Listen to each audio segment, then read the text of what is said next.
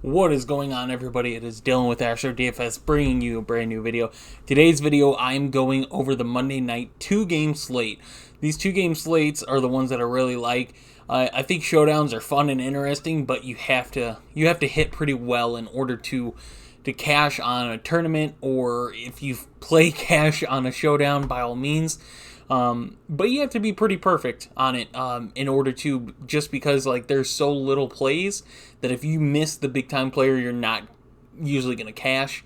But with the two-game slate, it opens up the door a little more. So I have both DraftKings and FanDuel. We're going to talk about the plays for tonight and talk about some of the prices and advantages and disadvantages on both sites. It's something I always like to do. If you guys watch any of my showdown slate videos, I usually try to do this. That way both the FanDuel, DraftKings communities, or if you're into both, are available for you. So start on FanDuel here and we'll look at the quarterbacks. The quarterbacks are the same on both sites. You get Allen, Hurts, Cousins, Tannehill. Allen, Hurts, Cousins, Tannehill. Josh Allen's the second most expensive player versus on DraftKings, you get Justin Jefferson and Dalvin Cook are more expensive than Josh Allen. If you look on FanDuel, you just get Justin Jefferson. So with that being said, the quarterbacks that I like tonight, I think Josh Allen obviously is the number one quarterback tonight. Top 5 offense, top 5 defense. Good matchup here against Tennessee, where they lost last week against the Giants. Wasn't a lot of points allowed, but not a lot of points scored either. And with what Buffalo did with the defending Super Bowl champs, it looked a little embarrassing for the Rams. But he's obviously the number one option on DraftKings 7,800, which isn't too bad for Josh Allen. Like if he was on a regular Sunday main slate, I think that's crazy price on DraftKings to get him. On FanDuel, he's priced probably well with essentially a showdown salary. Jalen Hurts, you get a $700 discount on FanDuel. On DraftKings, you also get a $700 discount. So I think it's probably more beneficial in a FanDuel type where you get extra money than DraftKings. But Jalen Hurts going against the Minnesota defense, who stopped Aaron Rodgers. And I think a lot of people are hanging that their defense might be a lot better than what it is. I think it's just Aaron Rodgers having a very new wide receiver core there, missing some offensive linemen, and we all know that Aaron Rodgers always plays bad week one. And I think if you factor in that, you're going to overlook how good Philly's offense looked against Detroit. Now, Detroit, really bad defense. I have them as a top 10 worst defense in the league right now, and I think they always will be. But Philly's offense moved the ball really well. You saw a connection with A.J. Brown. Devontae Smith only got 3 or 4 targets. I believe it was 4. Goddard involved. They were able to run the ball. Miles Sanders. But yeah, Jalen Hurts, 8,300, I think is a very, very good price. If you don't want to pay up for Josh Allen, say you're trying to roster in those receivers and you want to pay down $700. It's not a lot compared to Tannehill, where you're saving about $1,900, but $700 is still the price. Then we go to Kirk Cousins against Philly, who Philly's defense got a lot of points scored on him in that second half. That's just the way the NFL has been so far this season, is first half teams and second half teams. Minnesota, we've seen what Kirk Cousins can do, where he looks really good, especially against a defense like Green Bay. And then we've seen some weeks last year where he struggled and wasn't the greatest quarterback, fantasy or in real life. But it shows that a team like Detroit, who I think their offense is very, very good, actually, can put up points against a team like Philly. They even ran the ball on Philly, and I love Philly's defensive line. I think it's really good, but 7,600, pretty good price. DraftKings 6,200, so you're talking about a $1,600 pay down from Josh Allen to Kirk Cousins. And if you think about that matchup, if Philly is supposed to be winning, you figure Kirk Cousins is going to be throwing the ball a lot in that second half to try and come back, and we've seen Minnesota do that quite a bit last year. And then Ryan Tannehill against Buffalo, and that is just not the best situation right now. Tannehill really didn't seem like he had a strong connection with anybody. The rookies were the most targeted guys last week, and it's a really good tournament play, don't get me wrong, because I don't think Tannehill is going to be rostered much of all. And if he somehow outscores or gets close to scoring as a top quarterback tonight, you're probably going to have a lot of leverage, especially that pay down that you're getting from Allen to Tannehill on both sides. Now let's talk about running backs, where the situation is definitely interesting. And we'll start on DraftKings. So Dalvin Cook, 8,000, Derrick Henry, 7,800, and then DraftKings has Matson, 5,600.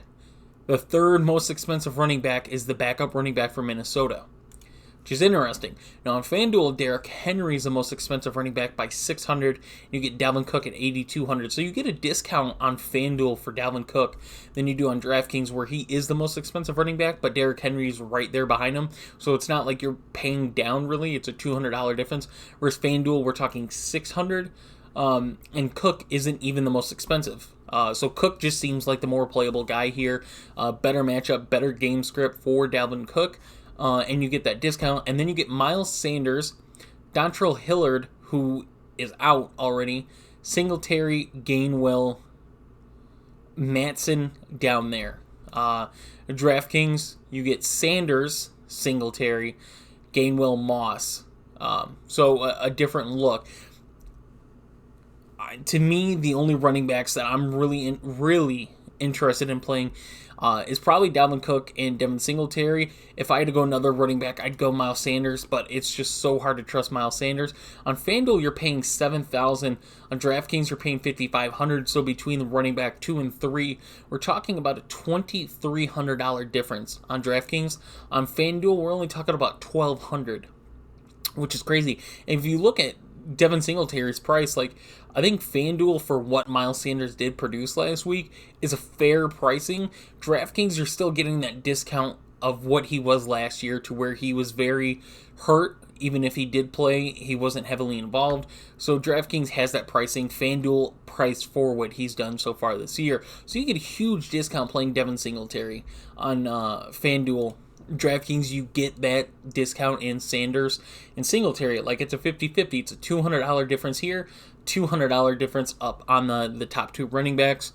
Other running backs in play, you get Zach Moss on Buffalo. You get Gainwell on Philly. You're paying $45, $43. James Cook is another running back that will be discussed. And then probably Hoskins it's either Hoskins or Chestnut as the backup to Derrick Henry, and the only way I see them getting any volume is if Derrick Henry is tired or gets hurt. So on FanDuel, you get Moss at about 51, Gainwell 54, James Cook 47, and then Hoskins here at 46. So my plays for running back on FanDuel is definitely Dalvin Cook. I'd still stand DraftKings as Dalvin Cook, and then going probably Devin Singletary here. And that's just because if you're thinking on what Vegas has the line set at, Buffalo's going to win. They're probably going to run the ball in the second half. Look for Moss, Singletary, might even be Cook, depending if he fumbles or not. But that's a situation to look out for. DraftKings FanDuel for wide receivers is pretty similar. Jefferson, Diggs, Brown, and then Gabe Davis, Thielen. The thing to definitely watch out for tonight, injury news. I think the biggest injury news to watch out for is Gabe Davis, if he plays or not. If he plays, that throws in some of that value at what you could do with your lineups. 7,000 here, 6,100 here, so probably salary base the same on both sides for the extra money that you get on FanDuel. And then you get Devontae Smith, Robert Woods, KJ Osborne on DraftKings. On this, you get Devontae Smith, Treylon Burks, McKenzie, Woods, Phillips Osborne. Osborne is heavily a pay down on FanDuel compared to DraftKings. 4,300 I think is still a good pay down for KJ Osborne. He's somebody I really like tonight in that matchup against Philly. Obviously, your 2 best corners of Bradbury and Slay are going to see Thielen and Jefferson. That leaves Osborne as the odd man out. I think we've seen some big games out of him last year. I know a lot of people had hopes for him going into this year. Wasn't really involved at all in that week 1 matchup, but this is a game to where you look for him to be involved. Robert Woods, the most expensive receiver on DraftKings. Then you get Treylon Burks. On FanDuel, you get Treylon Burks is the most, Robert Woods second. It's only $100 difference on FanDuel, but still, you can see of where the sites see them. And then you get Kyle Phillips right behind. Versus DraftKings is interesting because Westbrook is priced higher than Phillips. So if you want to play Phillips tonight, if he's healthy, I think he's got the best matchup. If I had to give a matchup based, Phillips has probably got the best matchup against Buffalo, but I don't know how their cornerback situation is going to be if Tre'Davious White is healthy and playing. I'm not looking at Josh Gordon's news of being called up today as anything. I think Westbrook is going to play more. And then the situation with Gabe Davis is where pricing also becomes interesting, because if Gabe Davis is out, you factor in McKenzie and Crowder are going to be there, and I would probably bet that McKenzie goes to the outside and Crowder goes back to his natural slot position where he did play in week 1. And both their prices, $4,100, $4,000, is kind of where you want it, especially for being what's supposed to be the highest team total tonight in Buffalo. And on FanDuel, you see Isaiah McKenzie is $5,400, Jamison Crowder is $5,000, not $5,400, and so you get a little bit of a discount there. That is all I'm really looking at. Khalil Shakir, maybe. But I still think they're going to include Crowder and Isaiah McKenzie as their 2 and 3 if Davis is out. Then we go to tight end, where it is not pretty at all. I think Dallas Goedert is the only tight end that I really like tonight. Dawson Knox got a little rough matchup tonight. You look at the price difference, $700 on DraftKings. On FanDuel, it's also $700, so you're getting that same discount on both sites.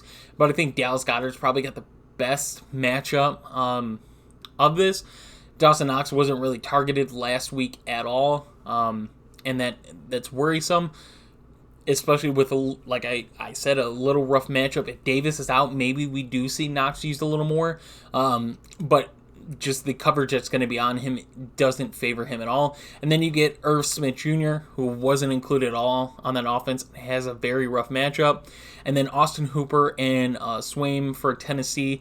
And if you want a discount, if you're trying to pay up for these receivers of Jefferson, Diggs, Brown, and even one of the expensive running backs of Cook and Henry, like, you can easily go Sanders and Singletary, pay down at running back, pay up at wide receiver, pay down at tight end. That's definitely a strategy. But then you're taking that 50-50 chance on Hooper or Swaim, who don't have a great matchup. But if they were to get a touchdown or something at that price point, if you're only playing $3,000 or $2,800 on DraftKings, FanDuel is a little different.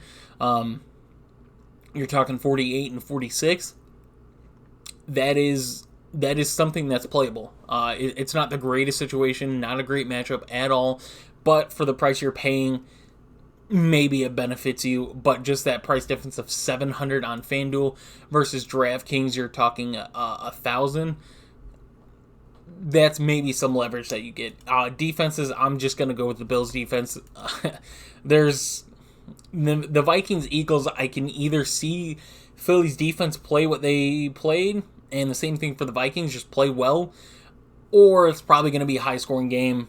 The Bills-Titans could be, even if the Bills allow points, they're going to get sacks. They're going to get takeaways from that Titans offense, who they don't have any established receivers. All the receivers, their top 3 receivers, are all new to the team this year. And that's where the Bills, especially if you get Tre'Davious White back, like, that Bills defense is overall just very scary. So I'm probably just going to go with the Bills defense, pay up for him on the slate, and just have it like that. On DraftKings, like, we're $1,000 difference is between the Bills and Titans, so I'm willing to pay that $3,200 price for the Bills defense. If you guys did enjoy the video, just please leave a like and subscribe just to see all the content that comes out. I try to go over every showdown. I go over every main slate, so if you guys are interested in any of that, please subscribe. If you guys are interested in joining us for our plays, for our bets, for any fantasy questions and any help doing that, just join our Discord. The link for that will be in the description down below. You can join, and it shows everything that you need to do in order to join us. So hope you guys enjoy, and I will see you in the next one.